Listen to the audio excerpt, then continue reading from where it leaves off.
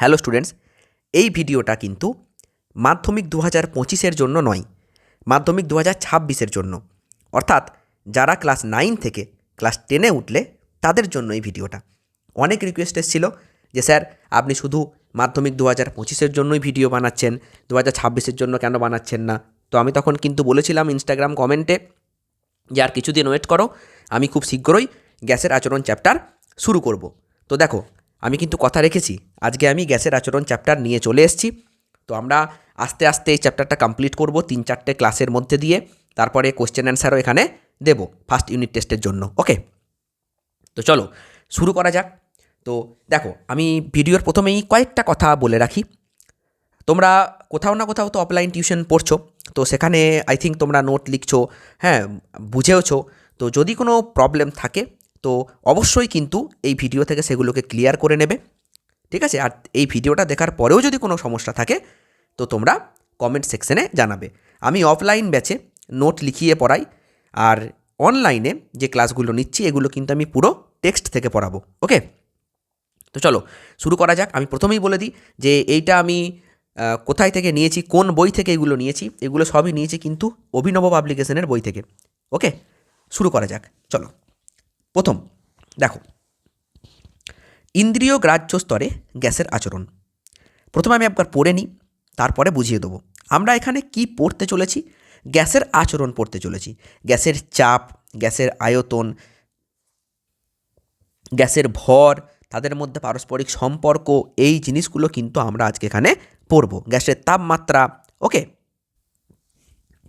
গ্যাসীয় পদার্থের সবচেয়ে গুরুত্বপূর্ণ পরিমাপযোগ্য ধর্মগুলি হল ভর বা পরিমাণ, আয়তন, চাপ ও তাপমাত্রা। এই 4টি পরিমাপযোগ্য ধর্মের ভিত্তিতে গ্যাসীয় পদার্থের বিভিন্ন সূত্র আবিষ্কৃত হয়েছে, যার সাহায্যে মৌলিক ও যৌগিক গ্যাসের প্রকৃতি সম্যকভাবে জানা যায়। গ্যাসের আয়তন, চাপ, তাপমাত্রা ও পরিমাণ প্রত্যেকটি পরিবর্তনশীল এবং একে অন্যের ওপর নির্ভরশীল।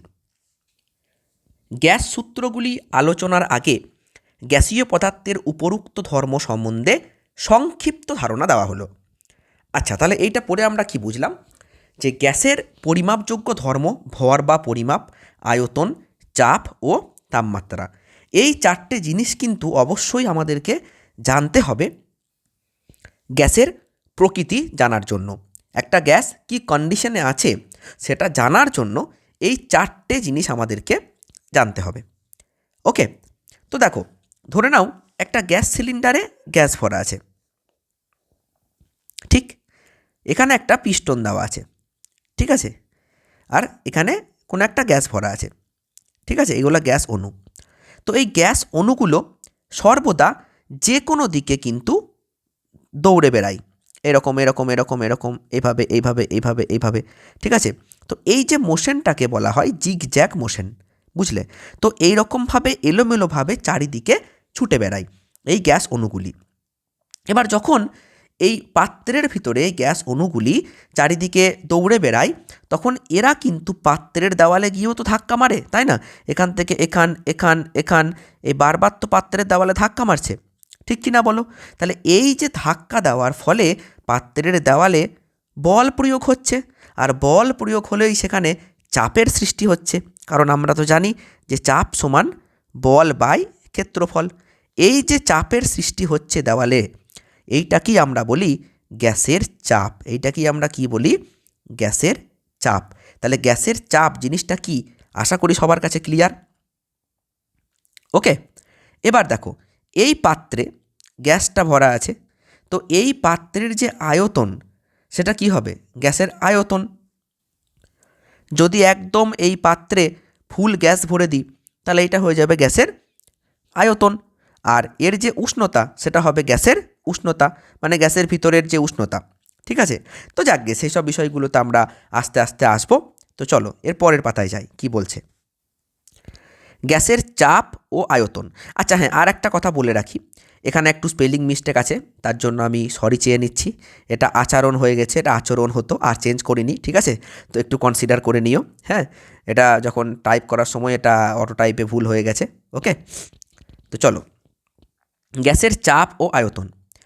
গ্যাসের অণুগুলি সদা বিচরণশীল। এই বিচরণকালে অণুগুলি নিজেদের মধ্যে এবং পাত্রের দেওয়ালের সঙ্গে প্রতিনিয়ত স্থিতিস্থাপক সংঘর্ষে লিপ্ত হয়। গ্যাসের অণুগুলি পাত্রের দেওয়ালে প্রতি একক ক্ষেত্রফলে স্থিতিস্থাপক সংঘর্ষণজনিত কারণে লম্বভাবে যে পরিমাণ বল প্রয়োগ করে তাকেই গ্যাসের চাপ বলে। অবশ্যই গ্যাসের চাপ কাকে বলে পড়তে হবে। স্থিতিস্থাপক সংঘর্ষ কী স্যার? এই জিনিসটা তো বুঝলাম না। ক্লাস 9-এ তোমরা এই জিনিসটা পড়েছিলে একটু হলেও। দুটো অণু যদি ধাক্কা লাগে, দুটো এমনি পার্টিকেল ভাবো, ধাক্কা লাগলো, ঠিক আছে, একটা আরেকজনের সঙ্গে ধাক্কা লাগলো। যদি ভরবেগ এবং গতিশক্তি দুটোই সংরক্ষিত থাকে, তার মানে এই দুজনার গতিশক্তি ধাক্কা লাগার পরে এবং ধাক্কা লাগার আগে যদি একই থাকে, তাহলে সেই ধরনের সংঘর্ষকে বলবো স্থিতিস্থাপক সংঘর্ষ। বোঝা গেল কি বললাম? এই দুজনার গতিশক্তি ধাক্কা লাগার আগে এবং ধাক্কা লাগার পরে যদি একই থাকে মোট গতিশক্তি, তাহলে সেই ধরনের সংঘর্ষকে বলবো কিন্তু স্থিতিস্থাপক সংঘর্ষ। মনে থাকবে? ওকে, তাহলে বুঝে গেলে যে গ্যাসের অণুগুলো পাত্রের দেওয়ালে প্রতি একক ক্ষেত্রফলে যে স্থিতিস্থাপক সংঘর্ষজনিত কারণে লম্বভাবে যে পরিমাণ বল প্রয়োগ করে তাকেই গ্যাসের চাপ বলে। উষ্ণতা বৃদ্ধিতে গ্যাস অণুগুলির গতিবেগ বাড়লে গ্যাসের চাপও কিন্তু বাড়ে। তাহলে এখান থেকে একটা শর্ট কোশ্চেন হতে পারে, উষ্ণতা বাড়লে কি গ্যাসের চাপ বাড়ে? হ্যাঁ, উষ্ণতা বাড়লে গ্যাসের চাপ বাড়ে। ওকে, নেক্সট পেজে যাই। দেখো কি বলা হচ্ছে, প্রমাণ বায়ুমণ্ডলীয় চাপ। এই কথাটা তোমরা এর আগেও শুনেছ। ৭৬ সেন্টিমিটার পারদস্তম্ভের চাপকে আমরা বলি প্রমাণ বায়ুমণ্ডলীয় চাপ।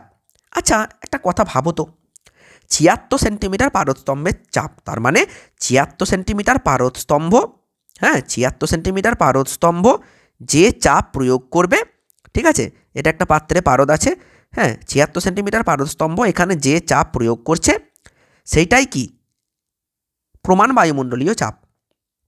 আচ্ছা, একটা কথা বলো, চাপের একক তো pascal, newton per metre square, আর সিজিএসে নিলে ডাইন পার সেন্টিমিটার স্কোয়ার। তাহলে ৭৬ সেন্টিমিটার পারদস্তম্ভের চাপ বললেই নিশ্চয়ই চাপের মান বেরোচ্ছে না। চাপের মান বের করতে গেলে আমাকে এই এককে আনতে হবে। তাহলে সেই চাপের মানটা কত হয় সেটা দেখো। আমি শুধু বলে দিচ্ছি কি যে ৭৬ সেন্টিমিটার পারদস্তম্ভ যে চাপ প্রয়োগ করে সেইটাই নাকি প্রমাণ বায়ুমণ্ডলীয় চাপ, সেটা আমি বুঝলাম, কিন্তু চাপের মানটা কত সেটা বের করব। দেখো, আমরা ক্লাস 9-এ পড়েছিলাম কোনো বিন্দুতে চাপের রাশিমালা হয় পি সমান ডিজিএইচ। ডি হচ্ছে তরলের ঘনত্ব, জি হচ্ছে অভিকর্ষজ ত্বরণ, আর এইচ হচ্ছে উচ্চতা। তাহলে এখানে তো বলাই আছে ৭৬ সেমি, তাহলে ৭৬ ইন্টু ১৩.৬ এটা হচ্ছে পারদের ঘনত্ব, আর ৯৮০ এইটা হচ্ছে জি এর মান সিজিএস পদ্ধতিতে। তাহলে গুণ করে দাও, দেখো কি চলে এলো 1.01325 ইন্টু 10⁶ ডাইন পার বর্গ সেমি। এইটা হলো সিজিএসে। আর এসআইতে করলে কি হয় না 1.01325 into 10⁵ newton per metre square বা পাস্কাল, কারণ 1 পাস্কাল সমান 1 newton per metre square into 10⁹ per centimetre square. তাহলে এই সম্পর্কটা একটুখানি বুঝতে হবে। 1 pascal 1 newton per metre square equals to 1⁹ per centimetre square, ঠিক কিনা বলো?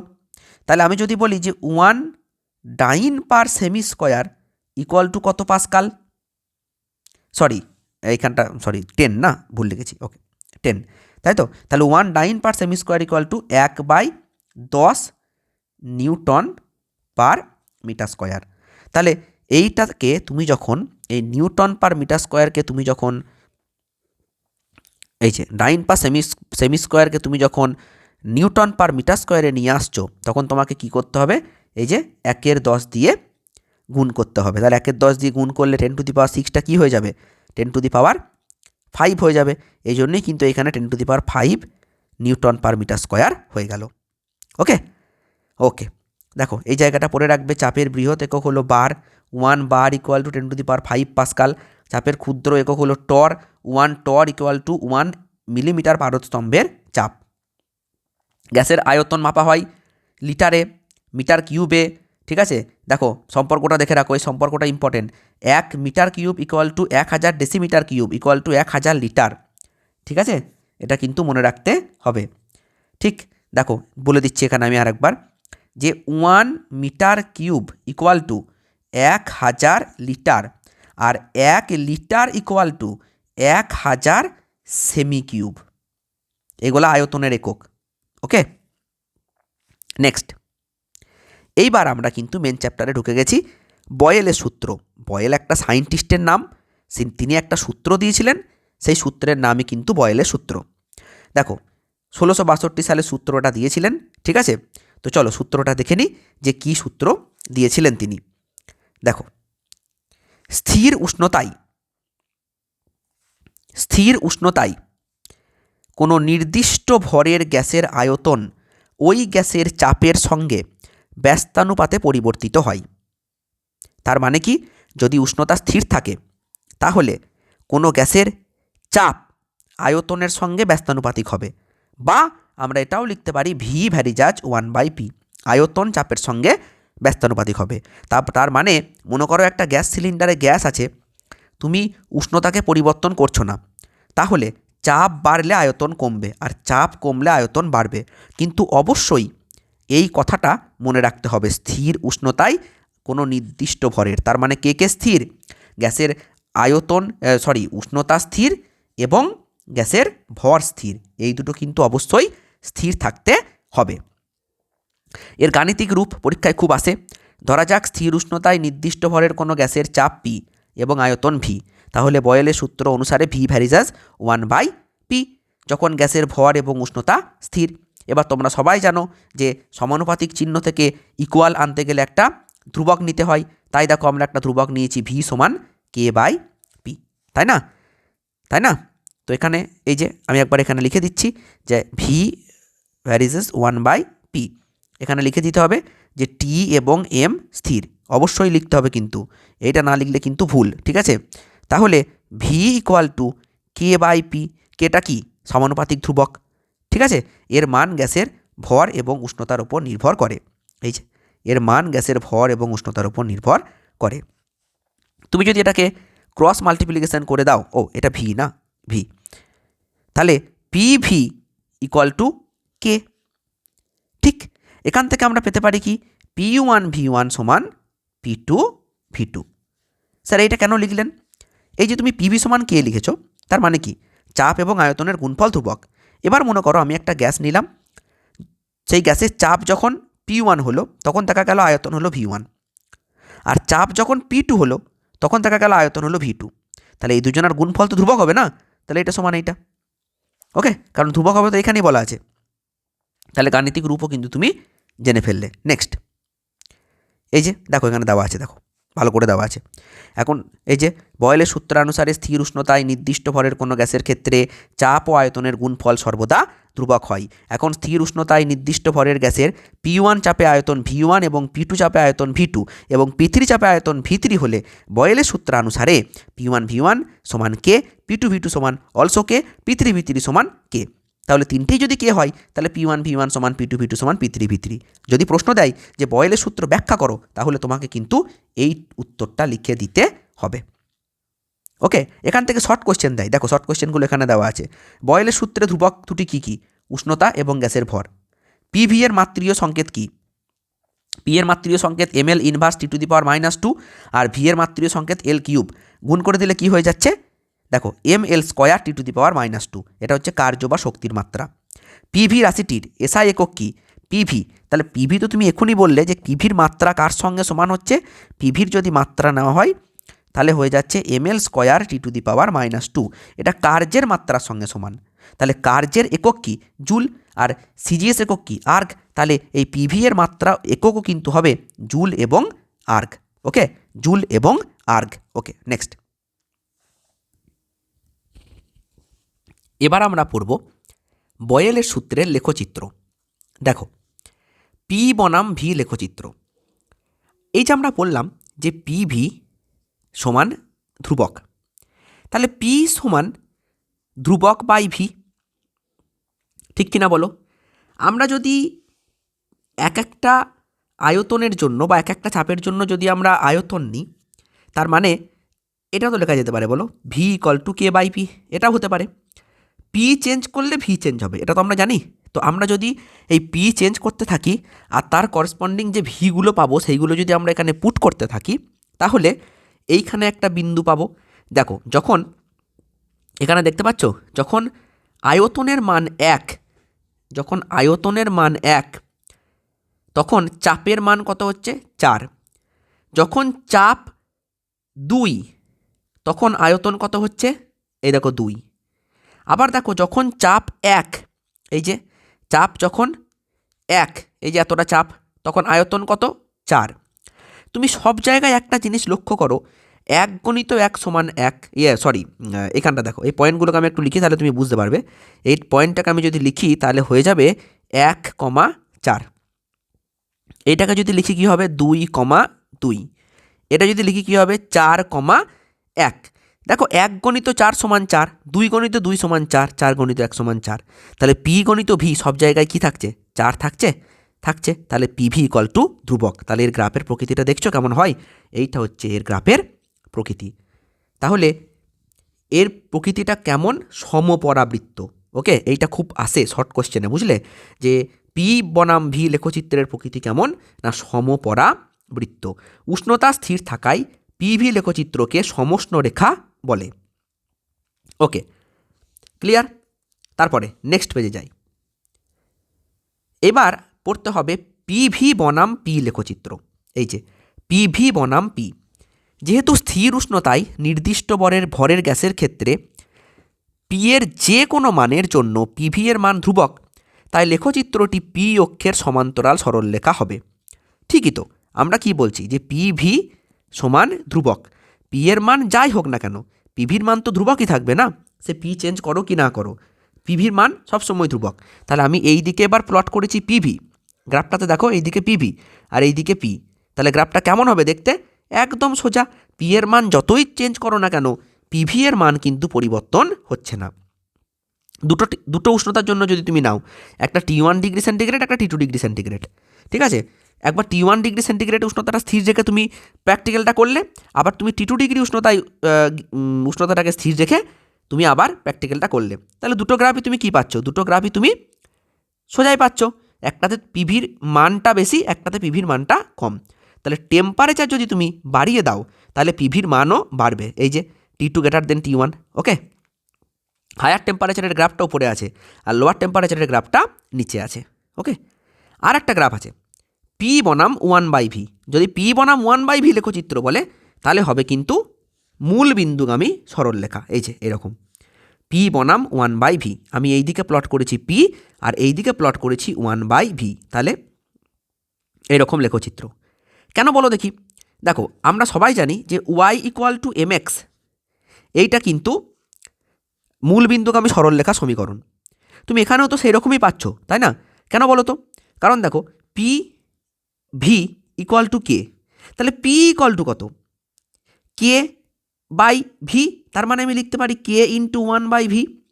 দেখো পিটাকে তুমি ভাবো ওয়াই আর 1/vটাকে তুমি ভাবো এক্স, তাহলে হলো নাকি P Y equal to M এক্সের মতো দেখতে, এম এর কাজ এখানে কে করছে, তাহলে সরলরেখার কেমন, এটা কেমন দেখতে, এটা একটা কিন্তু সরলরেখার মতো মূল বিন্দুগামী সরলরেখা হবে, তাই না? একদম।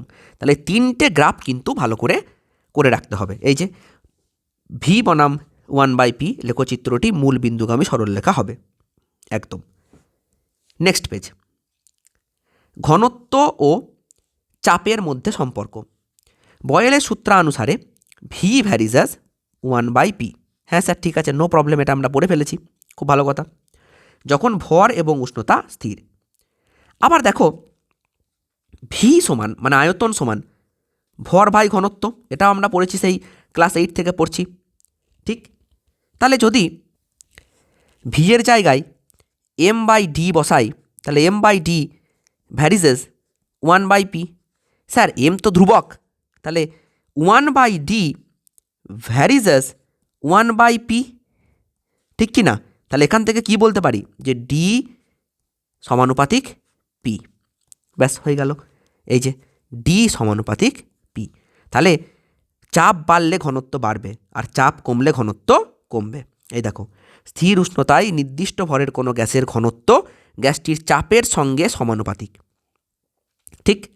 তাহলে আমরা আজকে কি কি শিখলাম আমি একটু এখানে বলে দিই। আমরা আজকে শিখলাম যে গ্যাসের চাপ কী জিনিস, ঠিক, বয়েলের সূত্রের বিবৃতি, বয়েলের সূত্রের গাণিতিক রূপ যে ভি ভ্যারিজেস 1/p। বয়েলের সূত্রে কে কে স্থির না টি এবং এম, উষ্ণতা এবং ভর স্থির। আর কি বললাম, ঘনত্বের সঙ্গে চাপের সম্পর্ক ডি ভ্যারিজাস পি। এই জিনিসগুলো আজকের ক্লাসে আমাদের ছিল। ঠিক, তো আজকের ক্লাসটা আমরা এখানেই শেষ করছি। দেখা হচ্ছে পরের ভিডিওতে। প্রত্যেক দিনই ভিডিও নিয়ে আসার চেষ্টা করব। যদি ভালো লেগে থাকে ক্লাসটা, তোমরা যদি আরও ক্লাস চাও এরকম, তো অবশ্যই কিন্তু কমেন্ট সেকশনে জানাবে। ওকে, বাই।